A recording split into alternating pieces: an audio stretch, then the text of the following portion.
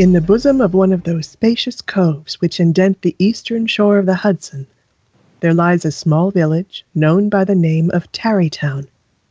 Not far from this village, there is a little valley among high hills, which is one of the quietest places in the whole world. A small brook glides through it with just murmur enough to lull one to repose, and the occasional whistle of a quail or tapping of a woodpecker is almost the only sound that ever breaks in upon the uniform tranquility. From the listless quiet of the place, and the peculiar character of its inhabitants, this sequestered glen has long been known by the name of Sleepy Hollow. A drowsy, dreamy influence seems to hang over the land and to pervade the very atmosphere. Some say that the place was bewitched. The whole neighborhood abounds with local tales, haunted spots, and twilight superstitions. Stars shoot and meteors glare oftener across the valley than in any other part of the country, and the nightmares seem to make it the favorite scene of their gambols. The dominant spirit that haunts this enchanted region is the apparition of a figure on horseback without a head. It is said by some to be the ghost of a Hessian trooper, whose head had been carried away by a cannonball in some nameless battle during the Revolutionary War, and who is ever and anon seen by the country folk hurrying along in the gloom of night as if on the wings of the wind. The spectre is known at all the country firesides by the name of the Headless Horseman of Sleepy Hollow. In this by-place of nature there abode a worthy soul by the name of Ichabod Crane, who tarried in Sleepy Hollow for the purpose of instructing the local children. He was tall, but exceedingly lank, with narrow shoulders, long arms and legs, hands that dangled a mile out of his sleeves, feet that might have served for shovels, and his whole frame most loosely hung together. His head was small and flat at top, with huge ears, large green glassy eyes, and a long snipe nose, so that it looked like a weathercock perched upon his spindle neck. To see him striding along the profile of a hill on a windy day, with his clothes bagging and fluttering about him, one might have mistaken him for some scarecrow eloped from a cornfield. In addition to his other vocations, Ichabod Crane was the singing master of the neighbourhood, and picked up many bright shillings by instructing the young folks in psalmody. It was a matter of no little vanity to him on Sundays to take his station in front of the church gallery with a band of chosen singers where, in his own mind, he completely carried away the palm from the parson. The schoolmaster is generally a man of some importance in the female circle of a rural neighborhood, being considered a kind of idle, gentlemanlike personage, of vastly superior taste and accomplishments to the rough country swains, and inferior in learning only to the parson. Ichabod was an odd mixture of small shrewdness and simple credulity. No tale was too gross or monstrous for his capacious swallow. On many an evening, as he wended his way to the farmhouse where he happened to be quartered, every sound of nature at that witching hour fluttered his excited imagination. His only resource on such occasions was to sing psalm tunes to the good people of Sleepy Hollow as he loped along through the darkening dusk. Another of his sources of fearful pleasure was to pass long winter evenings with the old Dutch wives, as they sat spinning by the fire, with a row of apples roasting and spluttering along the hearth, listening to their marvellous tales of ghosts and goblins and haunted fields and haunted brooks and haunted bridges and haunted houses, and particularly of the galloping Hessian of the Hollow, as they sometimes called him. Ichabod Crane would have passed a pleasant life of it, in despite of the devil and all his works, if his path had not been crossed by a being that causes more perplexity to mortal man than ghosts, goblins, and the whole race of witches put together, and that was a woman. Among his musical disciples, who assembled one evening each week, was Katrina van Tassel, the daughter and only child of a substantial Dutch farmer. She was a blooming lass of fresh 18, plump as a partridge, ripe and melting and rosy-cheeked as one of her father's peaches, and universally famed not merely for her beauty, but her vast expectations. Ichabod Crane had a soft and foolish heart, and it is not to be wondered at that Katrina soon found favor in his eyes, more especially after he had visited her in her paternal mansion. Old Baltus Van Tassel was a perfect picture of a thriving, contented, liberal-hearted farmer. As the enraptured Ichabod fancied this, and as he rolled his great green eyes over the fat meadow lands, the rich fields of wheat, of rye, of buckwheat, and Indian corn, and the orchards burdened with ruddy fruit, which surrounded the warm tenement of Van Tassel, his heart yearned after the damsel who was to inherit these domains. His peace of mind was utterly at an end, and his only study was how to gain her affections. Among the various rustic admirer vying for Katrina von Tassel's hand, the most formidable was a burly, roaring, roistering blade of the name of Brom van Brunt, the hero of the country round, which rang with his feats of strength and hardihood. He was broad-shouldered and double-jointed, with short, curly black hair and a bluff but not unpleasant countenance, having a mingled air of fun and arrogance. From his Herculean frame and prodigious strength, he had received the nickname of Brom Bones, by which he was universally known.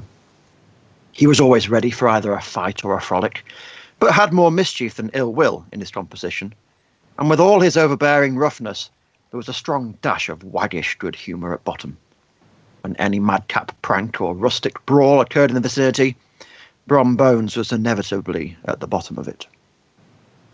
This rantipole hero had for some time singled out the blooming Katrina for the object of his gallantries, and though his amorous toyings were something like the gentle endearments of a bear, yet it was whispered that she did not altogether discourage his hopes. Certain it is, his advances were signals for rival candidates to retire.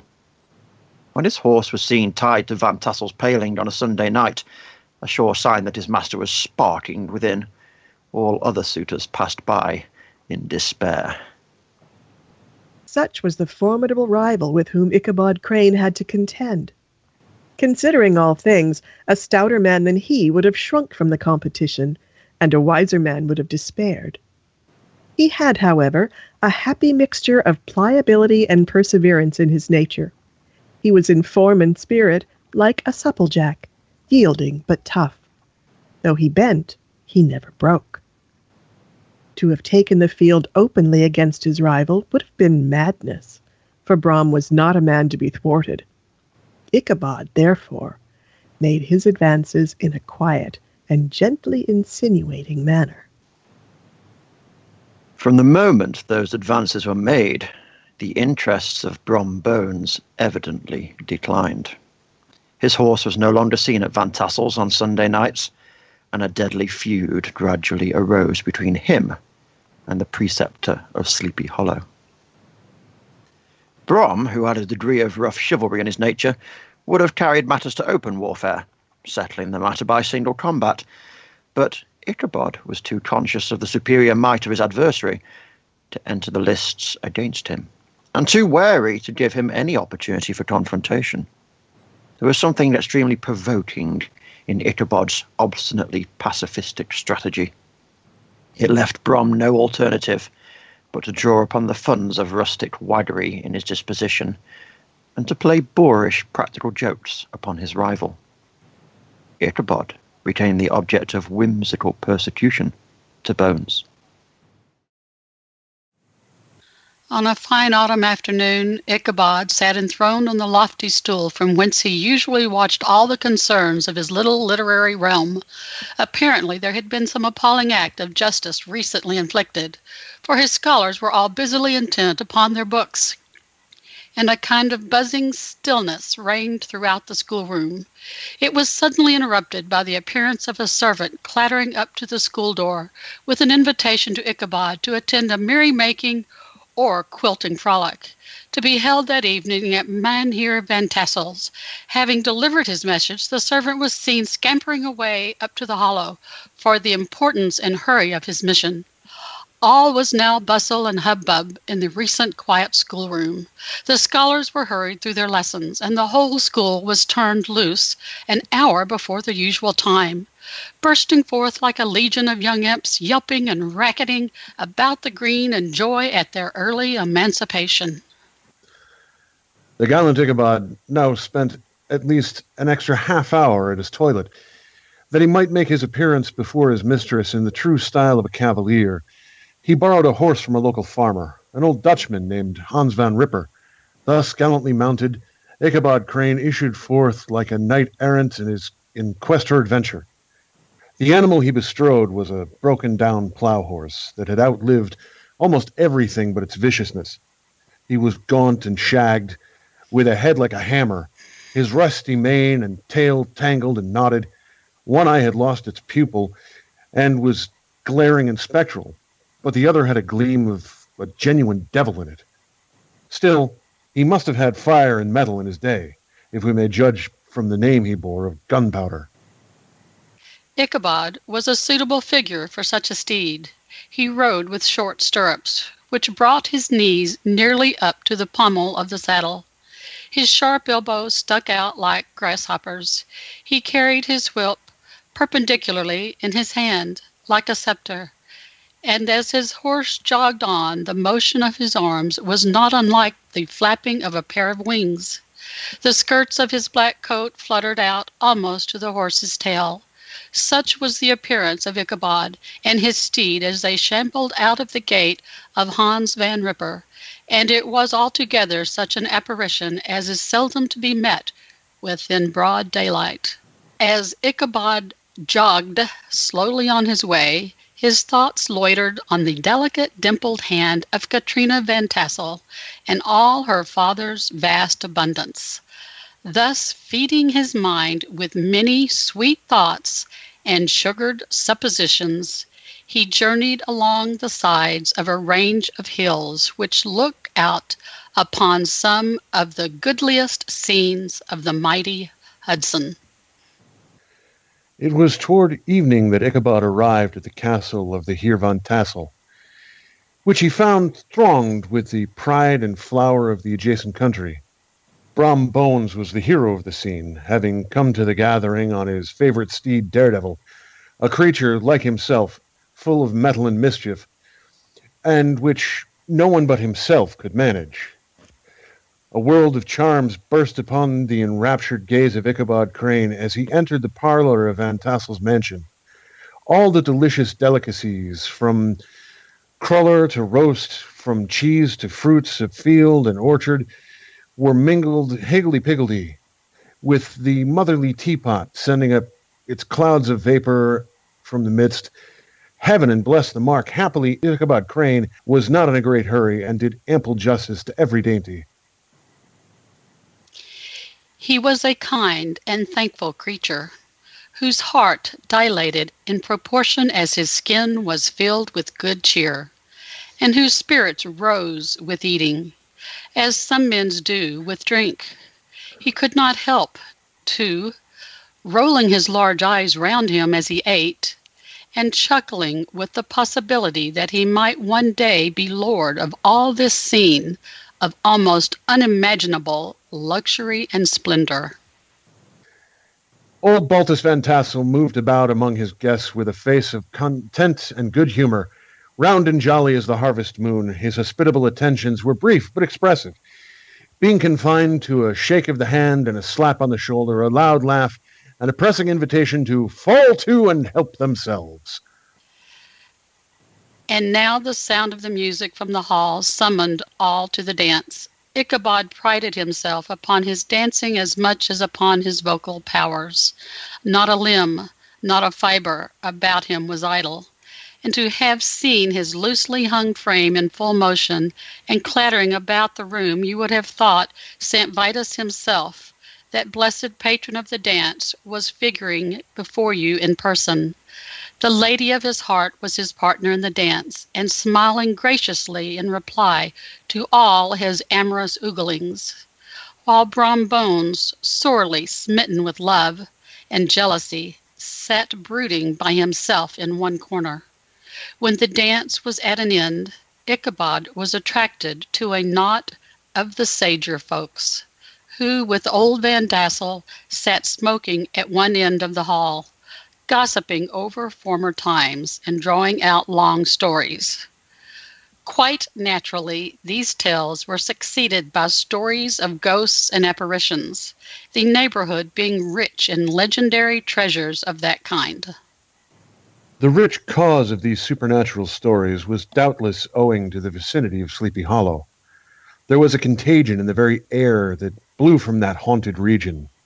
It breathed forth an atmosphere of dreams and fancies infecting all the land.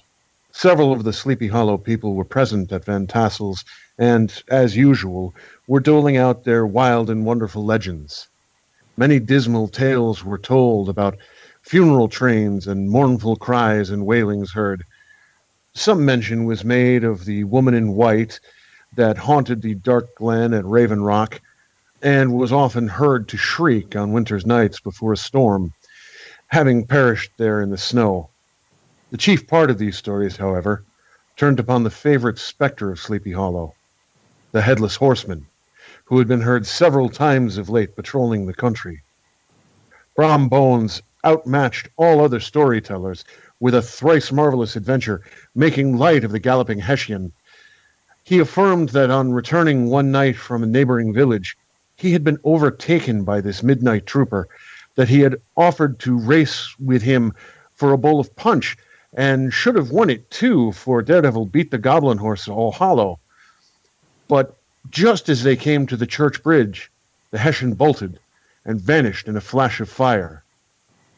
All these tales were told in that drowsy undertone with which men talk in the dark. All these tales sank deep into the mind of Ichabod Crane. The revel now gradually broke up.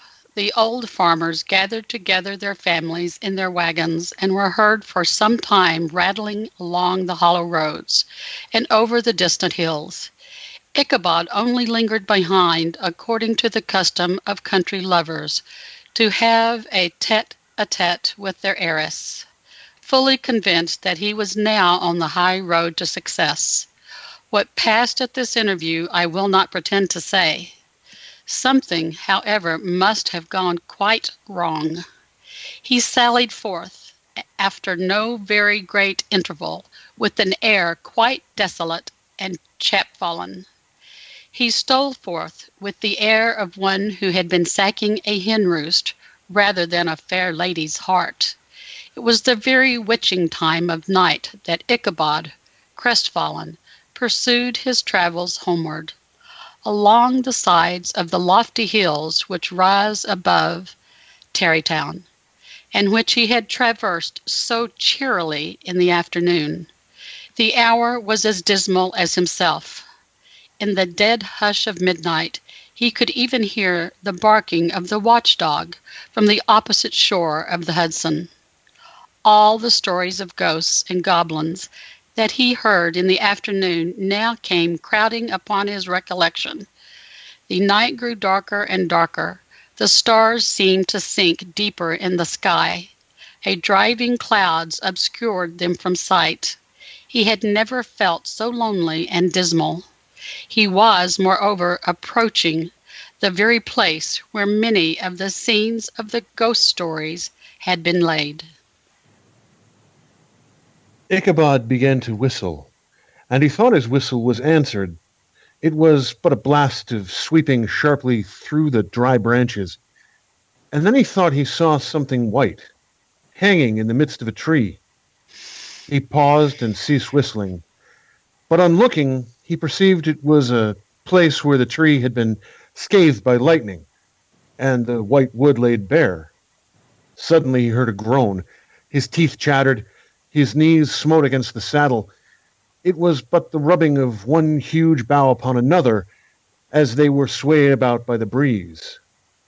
About 200 yards further on, a small brook crossed the road and ran into a marshy, thickly wooded glen. A few rough logs laid side by side served for a bridge.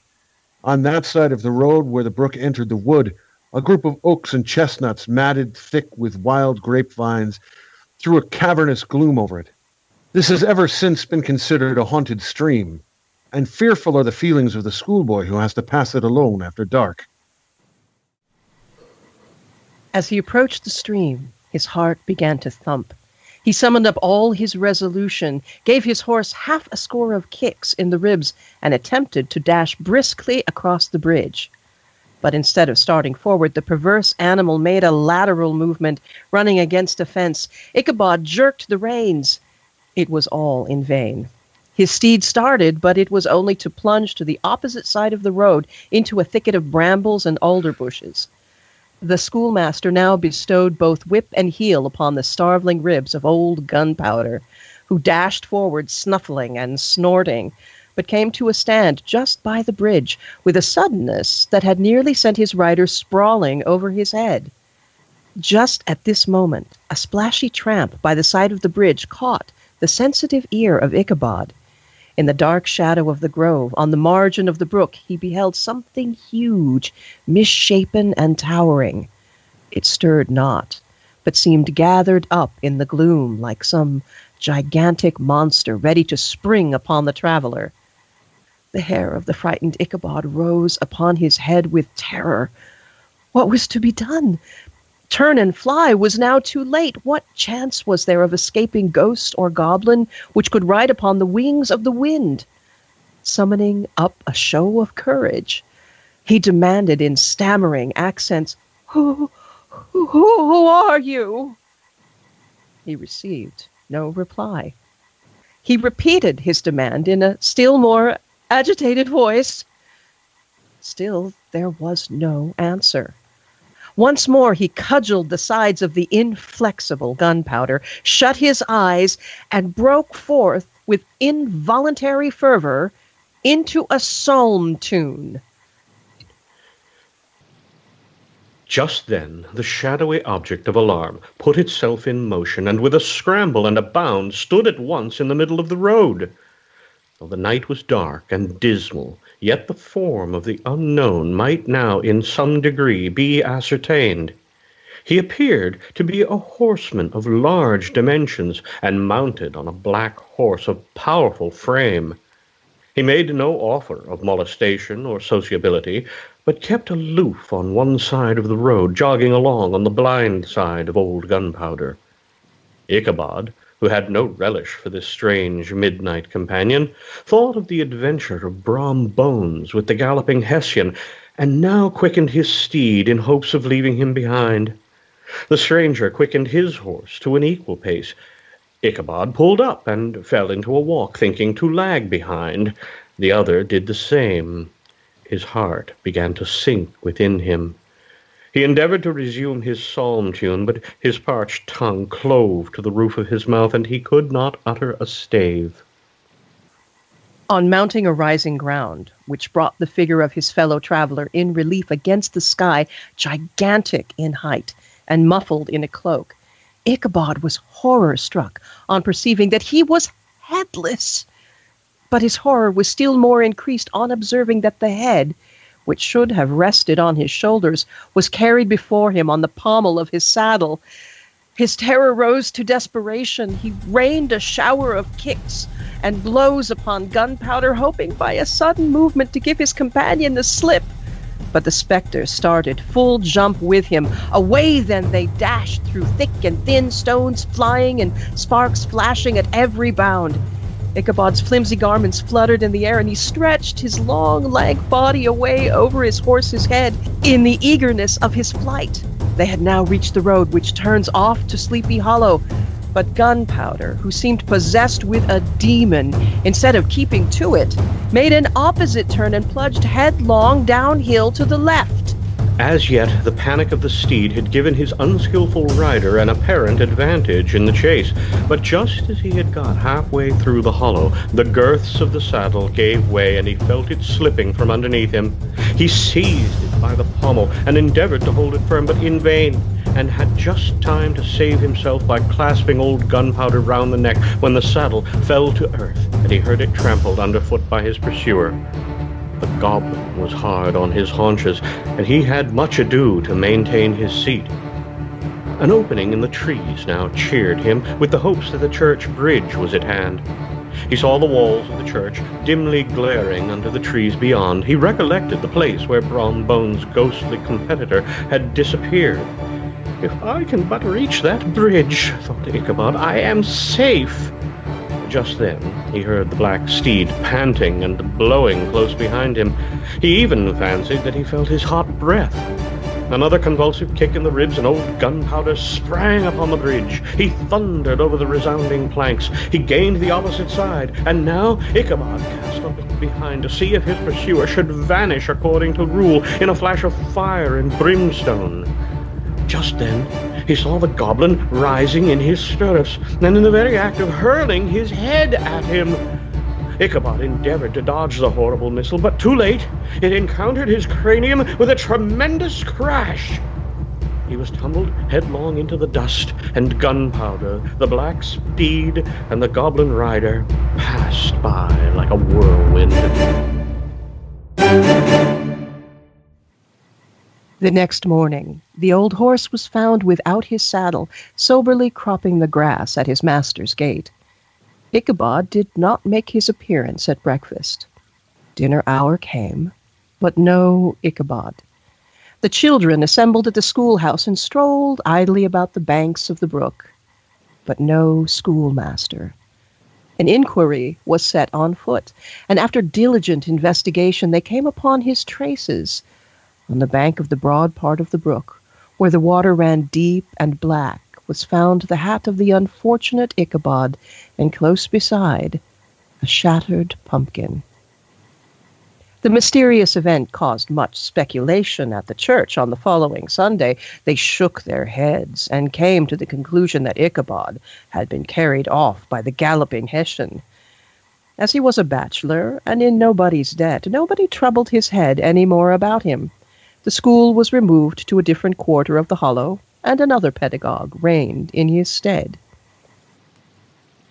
It is true, an old farmer who had been down to New York on a visit several years after brought home the intelligence that Ichabod Crane was still alive, had kept school and studied law at the same time, had been admitted to the bar, turned politician, electioneered, written for the newspapers, and finally had been made a justice of the 10-pound court.